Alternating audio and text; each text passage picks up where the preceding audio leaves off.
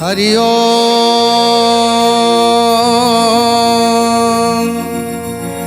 ओम नमो भगवते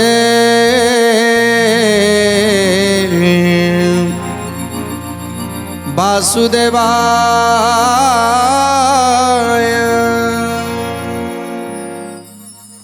आज चैतन्य सुमन को कहउछंती हे सुमन, जदि आमे वाणिज्य करुछंती आमर लाभ क्षति अच्छी, वाणिज्य लाभ क्षति नथिले से वाणिज्य किसी मूल्य न थाए, निश्चित भाव में क्षति होता है, निश्चित भाव में लाभ होता है, केतेबेले केमिति मूल मूल हमको मिल जाए। तेणु जेतेबेले आमे पूर्व जन्म रे किसी पाप करि थांती ताकू ए जन्म रे सुझिबा को पड़े। तेणु ए जन्म रे जदि किसी पुण्य करिथिबा ताले से सब सुझिबा, आउ हमर मूल रहिला।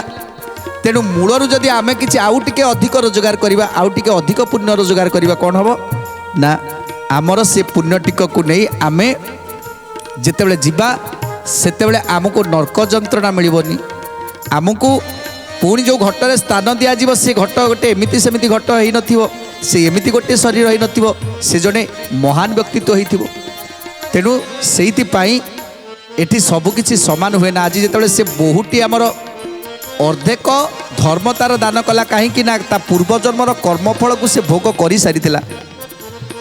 एते लोक को अन्नदान करुला, से पूर्व जन्मर जो कर्म सबू से पुण्य सबू चलीगला, पूर्व जन्मर पुण्य से पाप सबू चलीगला। तापरे से जो पुण्य टिकक अर्जन करथिला, तापरे जो गोटे लोक को सी जो क्षुधार्थ को सी अन्नदान कला, से क्षुधार्थ को अन्नदान कला परे तार पुण्य अधिक रु अधिक पुण्य हो गला। तेणु से पुण्य को अर्धेक से देदेला। जिते गोटे जड़े ब्रह्म राक्षस जोनि रे पशिची से देदेला जे से केमिति मोक्ष हो जाऊ। तेणु ये जो मोक्ष कथा चिंता कला, जे जन को मोक्ष करने कथा जिते चिंता कला, ये जो पुण्य टिकक देला से पुण्य से नेला सत, हेले से पुण्य जाक पुणी थे ता पाखक फेरिकी आसला। तेणु ये हूँ संसारर नियम, ये हूँ संसारर धर्म। आउ कौन कहते गुरुदेव, विधाता जानती न जानती आन, सबु धर्म अधिक जानन दान। जय जय जगन्नाथ जगतर नाथ, जय जय जगन्नाथ अनाथर नाथ। क्षुधार्त इन केही ओइले तो पास, ताकू भजन देबुन करिबु निराश। जय जय जगन्नाथ जगतर नाथ, जय जय जगन्नाथ अनाथर नाथ। ओढ़ाए चाउल देले माणक सुकृत, अवश्य परलोकरे हुए परापत। जय जय जगन्नाथ जगतर नाथ, जय जय जगन्नाथ अनाथर नाथ। तेणु आज गुरुदेव कहउछंती, आगुरु आज्ञा थिला कौन ना लोक माने जितेबले घरे सेतेबले खाइबा को न थाए, लोक माने पड़ोसी घर जाइकी माणेक चाउल आणती। आज मते माणेक चाउल देता, मो पिला माने आज भोकरे अछंती, तेणु से माने खाइबे। तेणु आमे ताकू उद्धार देता, से माणक टिक आनी देला परे पिला माने खाई सारला परे सेतिरे से मार मन शांति हो गला, पिला मानक मन शांति हो गला, आउ जे देइथिबा लोकर तार पुण्य बढ़िला। किंतु सेतेबेले कौन होउथिला, जे माणक चाउल आनिले से माणक पुणी ताकू फेरेबा को पड़ुथिला। जेते आमे ता माणकर चाउलटा फेरई दियंती, तार पुण्य जेतेक होइथाए से पुण्य तक चली जाए, से पुण्य तक ता रहेनी। तेणु सेतेबेले एमिति सब चालुथिला, कहीं सेतेबेले बहुत अभाव थिला, अभाव संसार समस्तकर थिला। खाइबा पाई दाना नथिला, पिंधिबा पाई खंडे कना भी नथिला। ସେତେବେଳେ ମଣିଷ କେତେ କଷ୍ଟରେ ଚଳୁଥିଲା, ହେଲେ ସେତେବେଳେ ଶାନ୍ତି ଥିଲା, ସେତେବେଳେ ସୁଖ ଥିଲା, ସମସ୍ତେ ସମସ୍ତଙ୍କ ପ୍ରତି ସହାନୁଭୂତି ରଖିଥିଲେ, ସମସ୍ତଙ୍କର ସ୍ନେହ ପ୍ରେମକୁ ଆଦାନ ପ୍ରଦାନ କରୁଥିଲେ, ନିଜ ନିଜ ଭିତରେ ଝଗଡ଼ାଝାଟି କରୁଥିଲେ। ଯଦି କେବେ ଝଗଡ଼ାଝାଟି କରନ୍ତି ତାହେଲେ ଖୁବ୍ କମ୍ ସମୟ ପାଇଁ ଆଉ ସିଏ ସଙ୍ଗେ ସଙ୍ଗେ ତାକୁ ମୀମାଂସା ହେଇଯାଉଥିଲା। ତେଣୁ ସେତେବେଳେ ଚାହୁଁଥିଲେ କ'ଣ ନା, ଯଦି ଆମେ କାହାକୁ ଚାପୁଡ଼ାଟାଏ ମାରୁଥିଲେ ସେତେବେଳେ ଆମ ମନକୁ କଷ୍ଟ ହେଉଥିଲା, କାହିଁକି ମୁଁ ମାରିଲି, କାହିଁକି ମୁଁ କ୍ରୋଧ କଲି, କାହିଁକି ତାକୁ ମାରିଲି, ତେଣୁ ନିଶ୍ଚିତ ଭାବରେ ମୋତେ ପାପ ଲାଗିଲା। ପାପ କଥାଟା ଚିନ୍ତା କରୁଥିଲେ ଲୋକମାନେ। ସେତେବେଳେ ଏମିତି ସୁନ୍ଦର ଥିଲା ଆଜ୍ଞା, ବହୁତ ଦିନର କଥା, ଏବେ ପ୍ରାୟତଃ 50-60 ବର୍ଷ ତଳର କଥା କହୁଛି। ଏମିତି ବହୁତ ଲୋକ ମଧ୍ୟ ଥିଲେ ଯେ ନିଜ ନିଜ ଭିତରେ ଯେଉଁ ସମନ୍ୱୟତା ରକ୍ଷା କରିଥିଲେ, ନିଜ ନିଜ ଭିତରେ ଯେଉଁ ସମ୍ପର୍କ ବାନ୍ଧିଥିଲେ, ସମ୍ପର୍କ ଗଢ଼ିଥିଲେ, ସେ ସମ୍ପର୍କ ଆଉ ଦେଖିବାକୁ ମିଳୁନି। ଯଦି ଜଣେ କେହି ଅନ୍ୟ ଜଣଙ୍କ ଘରକୁ ଗଲା ତାହେଲେ ଏ ଦୁନିଆ ତାକୁ ସନ୍ଦେହ ଦୃଷ୍ଟିରେ ଦେଖିଲା। ତେଣୁ ସେଇଥିପାଇଁ କେହି କାହା ଘରକୁ ଯିବାକୁ ଆଉ ଦେଖିବାକୁ ମିଳୁନି। ଯଦି କେହି ଜଣେ ଜଣକୁ ସାହାଯ୍ୟ କଲା ସେତେବେଳେ ଜଣେ ଦୁନିଆ ତାକୁ ସନ୍ଦେହ ଦୃଷ୍ଟିରେ ଦେଖିଲା। ତେଣୁ ସେ ସାହାଯ୍ୟ କାହିଁକି କରୁଛି, ତେଣୁ ଯେ ସାହାଯ୍ୟ କରୁଥିବା ଲୋକଟି ସେ ଚିନ୍ତା କରିବ ନାଇଁ ନାଇଁ ମୋର ଦରକାର ନାହିଁ ଏତେ ସାହାଯ୍ୟ କରିବା, ଏ ଲୋକଟି କାହିଁକି ଏତେ ସାହାଯ୍ୟ କରୁଛି, ନିଶ୍ଚିତ କିଛି ସ୍ୱାର୍ଥ ତାର ଅଛି। ତେଣୁ ଆଜିକାଲିର କଥା ଆଉ ସେବେକାର କଥା ଆପଣ ଟିକେ ଚିନ୍ତା କରନ୍ତୁ, ମନେ ପକାନ୍ତୁ। ସେତେବେଳେ ଆମର ଏଇସବୁ ସୋସିଆଲ ମିଡ଼ିଆ ନଥିଲା, ମୋବାଇଲ ନଥିଲା, ଟିଭି ନଥିଲା। ସେତେବେଳେ କ'ଣ କରୁଥିଲେ ଲୋକମାନେ ନା, ସବୁ ଏକଜୁଟ ହେଇକି ଗୋଟିଏ ଜାଗାରେ ବସୁଥିଲେ, ଜଣେ ଗପ କହୁଥିଲେ ଆଉ ଜଣେ ଶୁଣୁଥିଲେ। କେଉଁ ଗପ କହୁଥିଲେ ନା, ପୁରାଣ ଶାସ୍ତ୍ର ଆଲୋଚନା ହେଉଥିଲା। ପୁରାଣ ଶାସ୍ତ୍ର ଆଲୋଚନା ହେବ, ଧର୍ମ ବିଷୟରେ ଆଲୋଚନା ହେବ, ପାପ ପୁଣ୍ୟ ବିଷୟରେ ଆଲୋଚନା ହେବ। ସେତେବେଳେ ତାକୁ କ'ଣ କରନ୍ତି ନା, ତାକୁ ସମସ୍ତେ ଏକତ୍ରିତ ହେଇକି ଶୁଣିବା ପାଇଁ ଲୋକ ଚାନ୍ଦିନୀରେ ବସିଯାଆନ୍ତି, ସମସ୍ତେ ଶୁଣିବା ପାଇଁ। ଭାଗବତ ଟୁଙ୍ଗିରେ ହେଉ, ଚାନ୍ଦିନୀ ହେଉ, ଏମିତି ସବୁ ବସିକି ଶୁଣନ୍ତି। ଆଉ ସମସ୍ତଙ୍କୁ ଏକଜୁଟ ହେବାର ଦେଖି ଆମେ କେତେ ଖୁସି ହୁଅନ୍ତି। ପ୍ରତିଦିନ ସକାଳ ହେଲେ ଆମେ ସମସ୍ତଙ୍କ ସହିତ ଆଦାନ ପ୍ରଦାନ ଚାଲେ। ହେଲେ ଏବେ ଚିନ୍ତା କରନ୍ତୁ, ଏବେ ସେସବୁ ଅଛି, ସେ ସବୁ ଲୋପ ପାଇଗଲାଣି। ଆଉ କାହା ପ୍ରତି କାହାର ଭଲ ପାଇବା ନାହିଁ, କାହା ପ୍ରତି କାହାର ସହାନୁଭୂତି ନାହିଁ, କାହା ପ୍ରତି କାହାର ଏ ଯେଉଁ ଦବା ନବା ଏସବୁ ନାହିଁ। କିଏ କାହା ଘରକୁ ଯିବାକୁ ମଧ୍ୟ ଭୟ ଲାଗୁଛି, କିଏ କାହାକୁ କିଛି ଦବାକୁ ମଧ୍ୟ ଭୟ ଲାଗୁଛି। ଏମିତି ସବୁ ଚାଲିଛି ଏ ସଂସାରରେ। ତେଣୁ ୟାରି ଭିତରେ ଆମକୁ ଖୋଜିବାକୁ ପଡ଼ିବ। କ'ଣ ଖୋଜିବାକୁ ପଡ଼ିବ ନା, ପ୍ରକୃତରେ ଏ ଲୋକଟିର ଖାଇବାକୁ ଘରେ ଅଛି କି ନାହିଁ ଦାନା। ଯଦି ପ୍ରକୃତରେ ସମସ୍ତଙ୍କ ପାଖରେ ଏବେ ତ ଖାଇବା ପାଇଁ ନିଶ୍ଚିତ ଭାବରେ ତାଙ୍କୁ ମିଳିଯାଉଛି, କିନ୍ତୁ ଏମିତି ବି ଲୋକ ଅଛନ୍ତି ଯାହାକି ଉପାସ ଭୋକରେ ରହି ଦିନ କାଟୁଛନ୍ତି, ହେଲେ ସେ କାହାକୁ କହିପାରୁନାହାନ୍ତି। ସେଇଭଳି ଲୋକକୁ ଚିହ୍ନିବା ଦରକାର, ଆଉ ସେଇଭଳି ଲୋକମାନଙ୍କୁ ଅନ୍ନଦାନ କରିବା ଦରକାର। ଅନ୍ନଦାନ ଯଦି ମହତ୍ ପୁଣ୍ୟ ହୁଏ, ଅନ୍ନଦାନରେ ଯଦି ପୁଣ୍ୟ ହୁଏ, ତାହେଲେ ସେଇଭଳି ଲୋକଙ୍କୁ ଦେଖି ଦାନ ଦିଅନ୍ତୁ, ସେଇଭଳି ଲୋକଙ୍କୁ ଦେଖି ଭୋଜନ ଦିଅନ୍ତୁ। ଯେଉଁମାନେ ବହୁତ ଦୂରରୁ ଆସିଛନ୍ତି, ଅନେକ ଦୂରରୁ ଆସିଛନ୍ତି, ଚାଲି ଚାଲି ଆସି ପହଞ୍ଚି ଯାଇଛନ୍ତି ଠିକ୍ ସମୟରେ, ଆପଣଙ୍କର ଖାଇବା ପିଇବା ସମୟରେ। ସେ ସମୟରେ ଆପଣଙ୍କ ଦୁଆରକୁ ଯଦି ଆସି ପହଞ୍ଚି ଯାଇଛନ୍ତି, ଆପଣ ତାକୁ କେବେ ଛାଡ଼ନ୍ତୁନି। ତାକୁ ଯେମିତି ହେଲେ ବସେଇ ତାକୁ ଖାଇବାକୁ ଦେବା ପାଇଁ ଚେଷ୍ଟା କରନ୍ତୁ। ଯେମିତି ହେଲେ ଖାଇବାକୁ ଦେଇ ତା ମନଟିକୁ ଶାନ୍ତି କରିବା ପାଇଁ ଚେଷ୍ଟା କରନ୍ତୁ। ଏତିକି କରିଦିଅନ୍ତୁ, ଦେଖିବେ ଜୀବନରେ ଯେତେ ପାପ ଥିବ ସବୁକିଛି ଖଣ୍ଡନ ହେଇଯିବ। ଆଉ ଆମେ ତାହା ହିଁ କେବଳ ରୋଜଗାର କରିବା ଏ ଜୀବନରେ। ସେଇ କେବଳ ରୋଜଗାର ଆମର, ସେତିକି ରୋଜଗାର କରିଦେଲେ ଆଉ ଆମର ଭବିଷ୍ୟତ, ଆମ ମୃତ୍ୟୁ ସମୟକୁ ଆମକୁ ଚିନ୍ତା କରିବାକୁ ପଡ଼ିବନି। ଆଉ କ'ଣ କହୁଛନ୍ତି ଗୁରୁଦେବ? ଏମନ୍ତ ପ୍ରକାରେ ଯେବେ କରୁ ସର୍ବକାଳ, ତେବେ ନିଶ୍ଚୟ ପାଇବୁ ଅନ୍ନଦାନ ଫଳ। ତେବେ ନିଶ୍ଚୟ ପାଇବୁ ଅନ୍ନଦାନ ଫଳ, ତେବେ ନିଶ୍ଚୟ ପାଇବୁ ଅନ୍ନଦାନ ଫଳ। ଯେତେ ପ୍ରକାରେ ସୁକୃତ କରୁ କି ନା ସେହି, ଅନ୍ନଦାନରେ ନିଶେଷେ ବୈକୁଣ୍ଠ ପାଇ। ଅନ୍ନଦାନରେ ନିଶେଷେ বৈকুণ্ঠ পাই, অন্নদানরে দোষে বৈকুণ্ঠ পাই। তাঠারে ଆରେ ବିଷ୍ଣୁଙ୍କର ଥାଏ ଦୟାଚିତ ଅନୁଗ୍ରହ କରିଥାନ୍ତି ଅନ୍ନପୂର୍ଣ୍ଣା ମାତ ଅନୁଗ୍ରହ କରିଥାନ୍ତି ଅନ୍ନପୂର୍ଣ୍ଣା ମାତ ଅନୁଗ୍ରହ କରିଥାନ୍ତି ଅନ୍ନପୂର୍ଣ୍ଣା ମାତ। ଆଉ ଜଣେ ଜଣେ ଅଛନ୍ତି ଆଜ୍ଞା ଦେଖିବେ ଯେ ତାଙ୍କୁ ଯେତେବେଳେ ଖାଇବା ସମୟ ହେଇଯିବ ଭୋକ ଲାଗୁଥିବ ଜୋର ଭୋକ ଲାଗୁଥିବ ସେତେବେଳେ ତାଙ୍କୁ ଡାକିଦେବେ ଜଣେ ଡାକିବ ଖାଇବାକୁ ଆସ ସେ ଚିନ୍ତା କରିବ ନାହିଁ ଯିଏ ଡାକିଦେଲା ସଙ୍ଗେ ସଙ୍ଗେ ଆସି ଖାଇଦେବା କଥା। ଆଉ ତାପରେ ଯଦି ଆପଣ ନ ଖାଇଛନ୍ତି ସେଠୁ ଯଦି ଆପଣ ଅନ୍ନକୁ ନିନ୍ଦା କରିକି ନାଇଁ ନାଇଁ ମୁଁ ଖାଇବିନି ଏବେ ଖାଇବିନି ମୋର ପରେ ଖାଇବି ମୁଁ ଆଗକୁ ଗଲେ ଖାଇବି ମୁଁ ଏ କାମଟାକୁ ସାରି ଦେଇକି ଖାଇବି ତେଣୁ ସେ ଲୋକକୁ ଆଉ ଅନ୍ନ ମିଳିବା ଏତେ ସହଜ ହେବନି। ଯିଏ ଥରେ ଅନ୍ନକୁ ନିନ୍ଦା କରିକି ଯାଏ ତାକୁ ସେ ଦିନଟା ଯାକ ଭୋଗିବାକୁ ପଡ଼େ ସେ କେବେ କେଉଁଠି ଖାଇପାରେ ନା। ଯଦି ବା ଖାଏ ତା ଆତ୍ମାଟା ତୃପ୍ତି ହୁଏ ନା। ଆମେ ଗୋଟେ ଗୋଟେ ଜାଗାରେ ଚିନ୍ତା କରନ୍ତି ନାଇଁ ଏ ହୋଟେଲଟା ଭଲ ନୁହେଁ ଚାଲ ଯିବା ଆମେ ଆଉ ଗୋଟେ ହୋଟେଲ ଦେଖି ଖାଇଦେବା।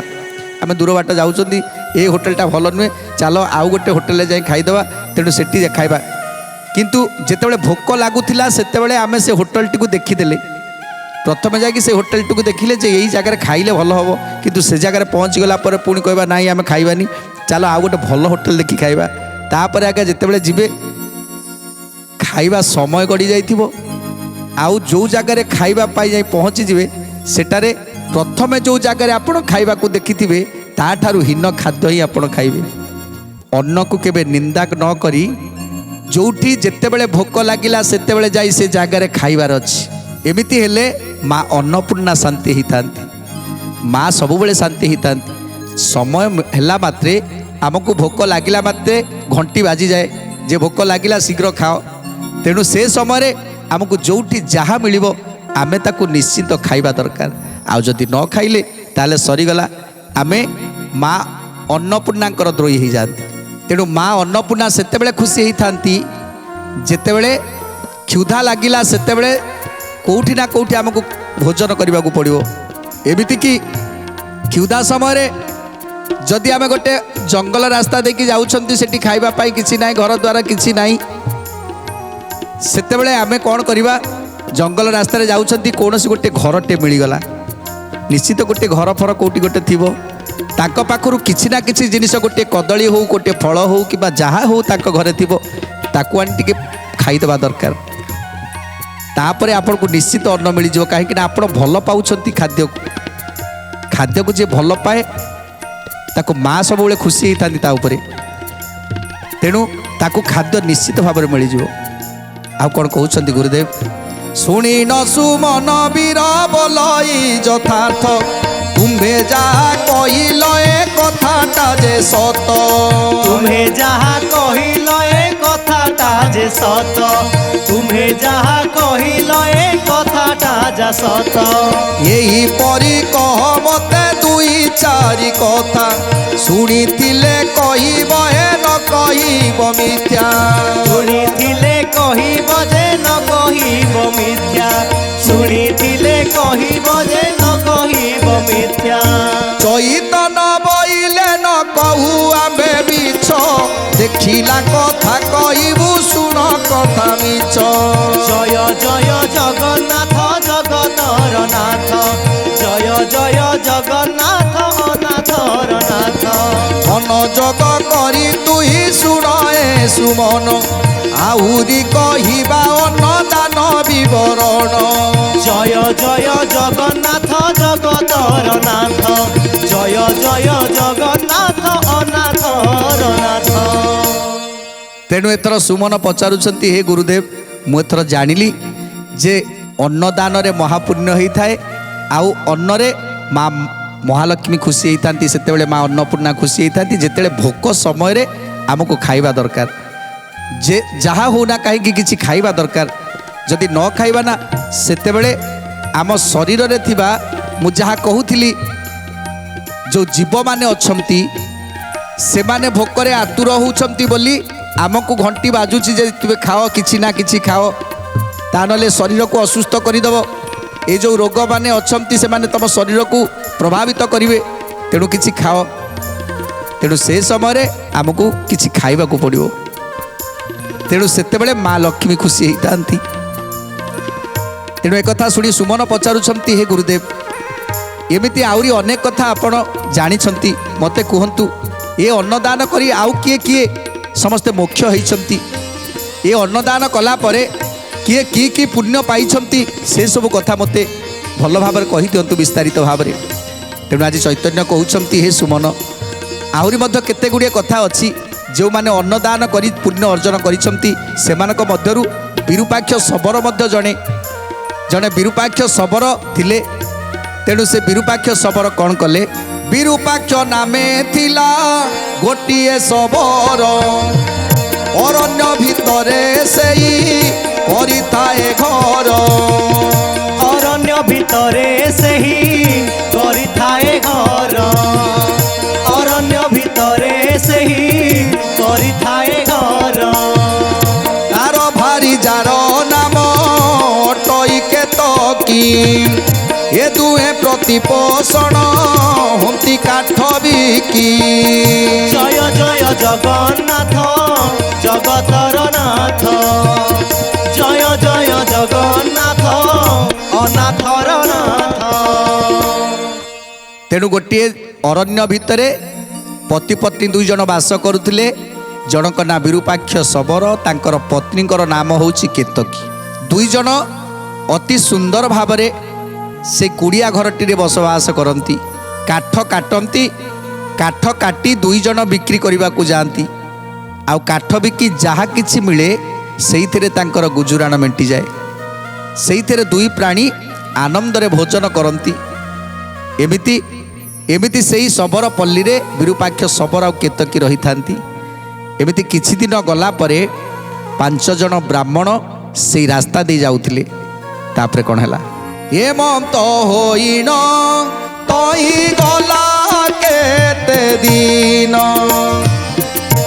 गंगा स्नाने जाइथिले विप्र 5 जन जय जय जगन्नाथ जगतर नाथ जय जय जगन्नाथ अनाथर नाथ बाटरे जानते सही व्याघ्र भय पाई पड़ाई गले सकले छिन छत्र होई जय जय जगन्नाथ जगतर नाथ जय जय जगन्नाथ अनाथर नाथ। तेणु से अरण्य मध्य दे 5 जन ब्राह्मण 5 जन ब्राह्मण गंगा स्नान करने जाइथिले। तेणु गंगा स्नान करी फेरु फेरु अरण्य मध्य एक बाघ ताकू गोड़ेला। जेतेबेले 5 जन ब्राह्मण गंगा स्नान करने को जाउथिले से समय गोटे व्याघ्र से अरण्य भितर से गोड़ेला। जेतेबेले बाघ गोड़ेला सेतेबेले सबु ब्राह्मण माने छिन छत्र हो गले किए कुआड़े दौड़िकी पलई गला तार सीमा रहिलानी। तेणु समस्ते जी जुआड़े पलई गले किंतु गोटे ब्राह्मण जड़े ब्राह्मण केवल जाई पारलेनी गोटे विराट एक गछ उपरे से चढ़ी बसिकी रहिले जोटिकी बाघ जेमिति देखी पारिबनी।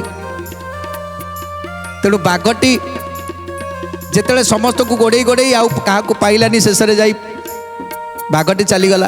तेणु ये ब्राह्मण जनक से गछ उपरे बसिकी रहिले 3 दिन हो गला तल को आसवा को भय लगुच काले कौटी बाघटी छपी थी। तेणु से निश्चित भाव में खाईदेव। जेतेबेले 3 दिन पर्यंत उपास भोकरे से गछ उपरे बसी सारिबा परे जेतेबेले तार देहटा अवश्य हो गला आउ हाथ पाद जमिति सब धीरे धीरे शिथिल हो गला आउ हाथ पाद चलिलानी गछरु धीरे धीरे धीरे धीरे ओल्लेवा को चेष्टा कला। गछरु धीरे धीरे ओल्लेई ब्राह्मण आउ चली पारु नथा धीरे धीरे हांबुड़ी हांबुड़ी घुसुरी घुसुरी जाई पहुँची गले से शबर पल्ली विरूपाक्ष शबरक गृह जाई पहुँची गले तांको कुड़िया निकट में जाई पहुँची गले। तापरे कौन हला तईरु एक ब्राह्मण बणा होई गला 3 दिन ସେ ସବର ପଲିରେ ମିଳିଲା। জয় জয় জগন্নাথ জগতর নাথ। জয় জয় জগন্নাথ অনাথর নাথ। সবর মুখ চাইন পলে সে ব্রাহ্মণ তিনি দিন হেলা উপবাসে অছি জাণ। জয় জয় জগন্নাথ জগতর নাথ। জয় জয় জগন্নাথ অনাথর নাথ। যেତେବେଳେ ବ୍ରାହ୍ମଣ ଜଣକ ଆସି ପହଞ୍ଚିଗଲେ ଶବର ଦୁଆରେ, ଆଜି ବିରୂପାକ୍ଷ ଶବରକୁ ଦେଖି କହୁଛନ୍ତି, ବାବୁ 3 ଦିନ ହେଲା କିଛି ଖାଇନି। 5 ଜଣ ବ୍ରାହ୍ମଣ ମାନେ ଆମେ ଆସିଥିଲୁ ଗଙ୍ଗା ସ୍ନାନ କରିବା ପାଇଁ। ଗଙ୍ଗା ସ୍ନାନ କରି ଯେତେବେଳେ ଏଇ ଅରଣ୍ୟ ରାସ୍ତାରେ ଫେରୁଥିଲୁ, ସେତେବେଳେ ଗୋଟିଏ ବ୍ୟାଘ୍ର ଆମମାନଙ୍କୁ ଖାଇବାକୁ ଗୋଡ଼େଇଲା। ସେତେବେଳେ ମୋର ସାଥୀ ଭାଇମାନେ ସେମାନେ କିଏ କୁଆଡ଼େ ଚାଲିଗଲେ। ମୁଁ ବାଧ୍ୟ ହୋଇ ଗୋଟିଏ ଏଇ ତୁମ ଘର ଆଗରେ ଥିବା ଗୋଟିଏ ବୃକ୍ଷ ଉପରେ ଚଢ଼ି ଯାଇଥିଲି। ଆଉ ସେଇଠି ମୁଁ 3 ଦିନ ହେଲା ସେ ବୃକ୍ଷ ଉପରେ ବୃକ୍ଷର କୋରଡ଼ରେ ବସିଥିଲି। 3 ଦିନ ହେଲା କିଛି ନା ପାଣି ଟିକେ ଗ୍ରହଣ କରିଛି ନା ଅନ୍ନ ଭୋଜନ କରିଛି। ଯଦି ମୋତେ ମାଣେ ଚାଉଳ ଦିଅନ୍ତେ ତାହେଲେ ପୈତୃକ ପ୍ରାଣଟା ମୋର ବଞ୍ଚିଯାଆନ୍ତା। ମୋତେ କିଛି ଚାଉଳ ଦିଅ, ମୁଁ ତାକୁ ନେଇ ପାକ ପ୍ରସ୍ତୁତ କରି ମୁଁ ଭୋଜନ କରିବି। ଯେତେବେଳେ ବିରୂପାକ୍ଷ ଶବର ବ୍ରାହ୍ମଣଙ୍କର କଥାକୁ ଶୁଣିଲେ, ସେତେବେଳେ ଚିନ୍ତା କଲେ, ମୁଁ କାଠ ବିକିବାକୁ ଯାଇଥିଲି, ମୋତେ ମାତ୍ର ସେଇ ମାଣକ ଚାଉଳ ମିଳିଛି। ଏତେ କାଠ ବିକ୍ରି କଲି, ମାଣକ ଚାଉଳ ମିଳିଛି। ସେଇ ମାଣକ ଚାଉଳରେ ଆମେ 2 ପ୍ରାଣୀ ପେଟ ପୋଷିବୁ। ଯଦି ଏଇ ମାଣକ ଚାଉଳଟା ମୁଁ ଦେଇ ଦେଉଛି, ତାହେଲେ ମୋତେ ଆଜି ଉପବାସ ରହିବାକୁ ପଡ଼ିବ, ମୋ ସ୍ତ୍ରୀକି ଆଜି ଉପବାସ ରହିବାକୁ ପଡ଼ିବ। ତେଣୁ ବିରୂପାକ୍ଷ ଶବର ଚିନ୍ତା କଲା, କ'ଣ କରିବି? ଯଦି ମୁଁ ଦେଇ ଦେଉଛି ତାହେଲେ ମୋତେ ଉପାସ ରହିବାକୁ ପଡ଼ିବ, ଆମେ 2 ଜଣକୁ ଉପାସ ରହିବାକୁ ପଡ଼ିବ। କିନ୍ତୁ ଜଣେ 3 ଦିନ ହେଲା ଖାଇନି, ଉପବାସରେ ରହିଛି। ତେଣୁ କ'ଣ କରାଯିବ? ଆଜି ବିରୂପାକ୍ଷ ଶବର ତାଙ୍କ ପତ୍ନୀ କେତକୀଙ୍କ ମୁହଁକୁ ଚାହିଁଲେ, କେତକୀ ମଧ୍ୟ ସ୍ୱାମୀଙ୍କ ମୁହଁକୁ ଚାହିଁଲେ। ଆଉ ତାପରେ 2 ଜଣ କ'ଣ ବିଚାର କରୁଛନ୍ତି, ସୁନ୍ଦର କଥା ଜାଣିବା ପରବର୍ତ୍ତୀ ଅଧ୍ୟାୟରେ। ଆଜି ତ ସମୟ ଇସାରା ଦେଲାଣି, ଆଜି ପାଇଁ ବାଣୀକୁ ବିରାମ ଦେବା। ଟିକେ ପ୍ରଭୁଙ୍କର ନାମ ସଂକୀର୍ତ୍ତନ କରି ଆଜିର କାର୍ଯ୍ୟକ୍ରମକୁ ସମାପ୍ତ କରିବା। ଭଜ ଭଜରେ ଭଜ ଭଜରେ ଭଜରେ ମନ ରାଧା ଗୋବିନ୍ଦ। ভজ ভজরে ভজরে মন রাধা গোবিন্দ। ভজ ভজরে ভজরে মন রাধা গোবিন্দ। ভজ ভজরে ভজরে মন রাধা গোবিন্দ। জয় রাধা গোবিন্দ, জয় রাধা গোবিন্দ, জয় রাধা গোবিন্দ, জয় রাধা গোবিন্দ। ভজ ভজরে ভজ ভজরে ভজরে মন রাধা গোবিন্দ। ভজ ভজরে ভজরে মন রাধা গোবিন্দ। ভজ ভজরে ভজরে মন রাধা গোবিন্দ।